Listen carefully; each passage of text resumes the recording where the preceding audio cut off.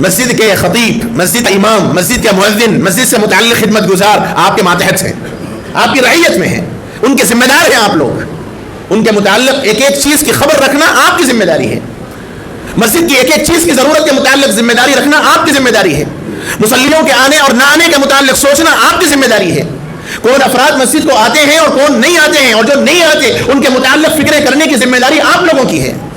بہت معافی کے ساتھ عرض کرتا ہوں کہ عام طور پر ہماری مسجدوں میں پخانے کی صفائی کرنے والا مؤذن ہوتا ہے، کیا جواب دیں گے اللہ کے پاس؟ جو آدمی آپ کو نماز کے لیے بلا رہا ہے آپ اس سے پخانے صاف کراتے ہیں؟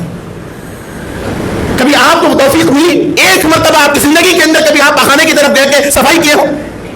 لیکن یہ عاجز ایسے اماموں کو اور ایسے مؤذنین کو جانتا ہے جو باضابطہ مسجد کے پخانے صاف کرتے ہیں، ان کی قدر مانیے، ان کا احسان مانیے آپ حضرات، اللہ کے ان خادموں کی، اللہ کے گھروں کے ان خدام کی قدر کیجیے، وہ آپ کے خادم نہیں ہیں، میں بار بار کہتا ہوں وہ آپ کے نوکر نہیں ہیں، چار پیسے دے کر آپ ان کو اپنا زرخرید غلام مت سمجھیے، اللہ کے واسطے آپ کی مجال نہیں ہے، آپ کی حیثیت نہیں ہے آپ ان خدام مسجد کی تنخواہ دے سکے۔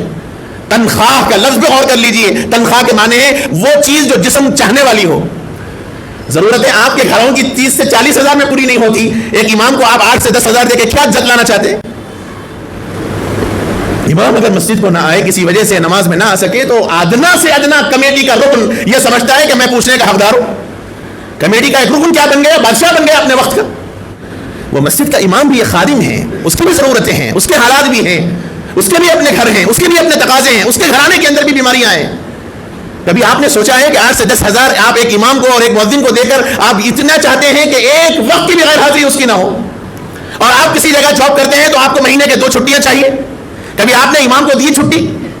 کیا گھر کے تقاضے اس کے پاس نہیں ہے؟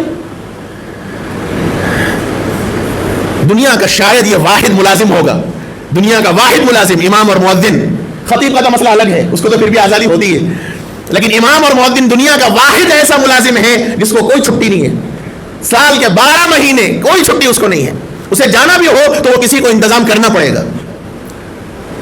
تو بعد میں نے ان سے پوچھا کہ آپ جھاڑو کیوں دے رہے تھے؟ ایک مرتبہ تو دے، تو کہا کہ صدر صاحب کا حکم ہے ہر 2 نماز کے درمیان مسجد کی صفوں کو جھاڑو دینی چاہیے، کم سے کم 3 صفحے تو ضرور۔ ٹھیک ہے، کیا آپ کے اپنے گھر میں آپ نے اپنی بہوؤں کو، اپنی بیویوں کو، اپنی بیٹیوں کو پابند کیا ہے کہ دہلان میں روزانہ دن میں 2 مرتبہ جھاڑو دیں؟